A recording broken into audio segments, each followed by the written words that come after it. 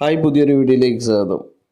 Highrich online Shopee എന്ന സ്ഥാപനം ജനങ്ങളിൽ നിന്ന് പണം സ്വീകരിച്ച് മണി ചേഞ്ച് ചെയ്ത് 3 ഇരട്ടിയും 10 ഇരട്ടിയും ലാഭവിഹിതം വാഗ്ദാനം ചെയ്തുകൊണ്ടിരുന്ന സ്ഥാപനത്തെ പൂട്ടിച്ച് ബഡ്സ് അതോറിറ്റി നടപടിയെടുത്തിട്ട് ഇന്നത്തേക്ക് 2 വർഷം പൂർത്തിയാവുകയാണ്. 2023 നവംബർ 21 കേരളത്തിലെ ബഡ്സ് അതോറിറ്റി ഈ സ്ഥാപനം പ്രൊഫഷണൽ അറ്റാച്ച്മെൻറ്റ് ചെയ്യാൻ വേണ്ടി ഓർഡർ ഇട്ടിരുന്നത്. അത് ഡിസംബർ 7 തൃശ്ശൂർ ജില്ലാ കളക്ടർ നടപടിയെടുക്കുന്നത് ഇവരുടെ ബാങ്ക് അക്കൗണ്ടുകൾ എല്ലാം തന്നെ ഫ്രീസ് ചെയ്തുകൊണ്ട്. അത് കഴിഞ്ഞ് 2 വർഷം പൂർത്തിയായിരിക്കുകയാണ്. 2 വർഷത്തിന് ശേഷം ഒരുപാട് നിക്ഷേപകർക്ക് തിരിച്ചറിവ് വന്നിട്ടുണ്ട് എന്നുള്ളത് സത്യമാണ്. കഴിഞ്ഞ മാസമൊക്കെ കമ്പനിയുടെ CEO ആയ ശ്രീനാഥ് പ്രതാപനോടടക്കം എന്തുകൊണ്ടാണ് കേസ് ഇങ്ങനെ ഇഴഞ്ഞു നീങ്ങുന്നത്, എന്തുകൊണ്ടാണ് നിങ്ങൾ ഈ കേസ് മെറിറ്റ് കാര്യം പറഞ്ഞ് വാദിക്കാത്തത് എന്നൊക്കെ ജനങ്ങൾ ചോദ്യം ചെയ്തിട്ടുണ്ടായിരുന്നു. അന്ന് പറഞ്ഞിരുന്നത് നവംബർ 24 തന്നെ ഈ കേസിൽ മെറിറ്റ് വാദം നടക്കും എന്നുള്ളതാണ്. എന്നാൽ അത് കഴിഞ്ഞും 2 സിറ്റിങ്ങുകൾ കഴിഞ്ഞു പോയി. മെറിറ്റിൽ വാദങ്ങൾ നടക്കുന്നില്ല. ബാങ്കുമായി സംബന്ധിച്ച കാര്യങ്ങളാണ് ഇപ്പോൾ എല്ലാവർക്കും താല്പര്യം. അതിനിടയിൽ ഞങ്ങൾ IA കൊടുത്തിട്ടുണ്ട്, 68 ലക്ഷം ആവശ്യമാണ് എന്നുള്ള കാര്യങ്ങളൊക്കെ പറയുമെങ്കിൽ കൂടി കാര്യമായി കമ്പനി ചെയ്തത് നേരായ ബിസിനസ്സാണ്.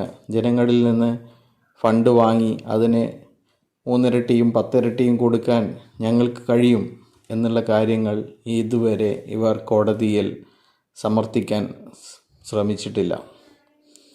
എന്നാൽ ഇതിനിടയിൽ ശ്രീനാഥ് പ്രതാപൻ അവരുടെ ജീവിതം അടിച്ചു പൊളിക്കുന്നതായിട്ടാണ് അവരുടെ തന്നെ സോഷ്യൽ മീഡിയ അക്കൗണ്ടുകൾ ഫോളോ ചെയ്യുന്നവർക്ക് മനസ്സിലാവുന്നത്.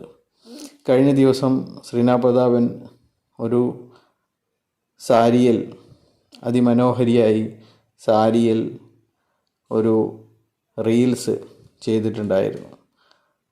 ഈ സാരി സണ്ണി ലിയോൺ ഗിഫ്റ്റ് തന്നതാണ് എന്ന് പറഞ്ഞിട്ടായിരുന്നു ആ ഒരു റീൽസ്.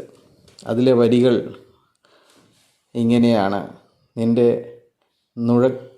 നുണക്കുഴി കണ്ടപ്പോൾ അടിവയറ്റിൽ മഞ്ഞ് പെയ്തു എന്നൊക്കെയുള്ള കാര്യങ്ങളാണ്. ഇതൊക്കെ കണ്ട് ഒരുപാട് ആൾക്കാരെ ചേർത്ത് അവരിൽ നിന്ന് പലതും പറഞ്ഞ് രക്ഷപ്പെട്ട് നടക്കുന്നവർക്ക് വളരെ ബുദ്ധിമുട്ടാണ് ഇത്തരത്തിലുള്ള റീൽസുകളൊക്കെ ഉണ്ടാക്കുന്നത്. അവർ പറയുന്നത് ഞങ്ങളെ ഈ പടുകുഴിയിൽ തള്ളിയിട്ട് മുകളിൽ നിന്ന് നോക്കി ഡാൻസ് കളിക്കുന്നത് പോലെയാണ് അവർക്ക് തോന്നുന്നത് എന്നതാണ്. എന്തായാലും ഇത് വിമർശനം കനത്തതോടുകൂടി ശ്രീനാഥ് പ്രതാപൻ തന്നെ അതിന് വിശദീകരണവുമായി വലിയ മെസ്സേജ് വിശദീകരണവുമായി വന്നിട്ടുണ്ട്.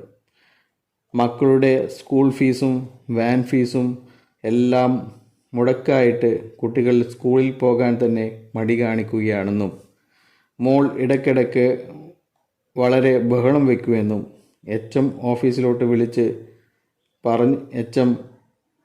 പറഞ്ഞിട്ടുണ്ട് എന്നും അതും പോരാഞ്ഞിട്ട് ED തന്ന ഒരു സമ്മാനമുണ്ട് ലൈഫിൽ എനിക്കും പ്രതാപൻ ചേട്ടനും. കമ്പനി കേസ് നടത്തി തിരിച്ചു കൊണ്ടുവരാം, പക്ഷേ അവിടെ പോയത് ഞങ്ങളുടെ മകളുടെ ലൈഫാണ്. അവൾ കടുത്ത ഡിപ്രഷനിലാണ്. സ്വന്തമായി മുടിയും പുരികവും എല്ലാം വലിച്ചു കളയും. അച്ഛനെ ചോദിച്ച് വെറുതെ കരയും. പഠിത്തത്തിൽ വളരെ മോശമായി. തലയിലെ മുടിയെല്ലാം പോയി. ആൾ ആകെ രൂപം മാറി. ഞാനിപ്പോൾ ഹേർട്ട് ഹോസ്പിറ്റലിൽ സൈക്കോളജി ഡോക്ടറെ കാണിച്ചു മെഡിസിൻ കൊടുക്കുകയാണ്. മെഡിസിന് വേണം മാസം 4000. ആഴ്ചയിൽ കൗൺസിലിംഗ് ഉണ്ട്, അതിനും വേണം 1500. മകളുടെ അക്കൗണ്ടിൽ ആകെ 4 ലക്ഷം രൂപയേ ഉള്ളൂ. കമ്പനി വരുന്നവരെ എനിക്ക് അവരെ നോക്കാൻ വേണ്ടിയും ഒപ്പം അഡ്വക്കേറ്റിനെ ഡൽഹിയിൽ നിന്ന് വരുമ്പോൾ ടിക്കറ്റും സ്റ്റേയും കൊടുക്കാൻ വേണ്ടിയാണ് കോടതിയിൽ മക്കളുടെ അക്കൗണ്ട് എങ്കിലും തുറന്നു തരാൻ കെഞ്ചുന്നത്. ED വീട്ടിൽ റെയ്ഡിന് വന്ന അന്ന് മക്കളെ BRF ഭടൻ, അതാരെന്നറിയില്ല, BRF ഭടൻ മാരുമായി അമ്മയെയും കൂട്ടി സ്കൂളിൽ പോയി വിളിച്ചു കൊണ്ടുവന്നു. മക്കളെ വരെ വളരെ പേടിപ്പിച്ചു. അന്ന് മുതൽ മോൾ മുടിയെല്ലാം വലിച്ചു കളയാൻ തുടങ്ങി.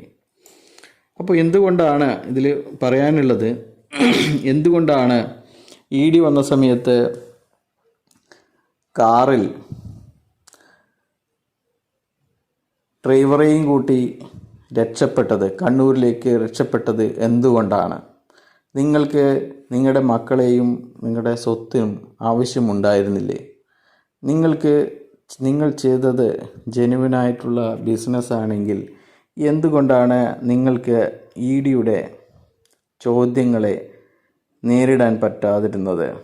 നിങ്ങളുടെ കയ്യിൽ 5 ലക്ഷത്തിൻ്റെയും 10 ലക്ഷത്തിൻ്റെയും ഒക്കെ ബോണ്ട് ഇറക്കാനുള്ള അനുമതിയുണ്ടെങ്കിൽ നിങ്ങൾക്കത് EDക്ക് മുന്നിൽ കാണിച്ചു കൊടുത്ത് EDയെ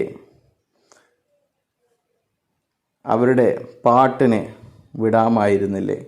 ഇതൊന്നുമില്ലാത്തത് കൊണ്ടാണല്ലേ നിങ്ങൾ ഡ്രൈവറെയും മാത്രം കൂട്ടി ഒളിച്ചോടിയിരുന്നത് കണ്ണൂരേക്ക്? എന്നിട്ട് 1.5 മാസം കഴിഞ്ഞിട്ടല്ലേ നിങ്ങൾ തിരിച്ചു വന്നത്?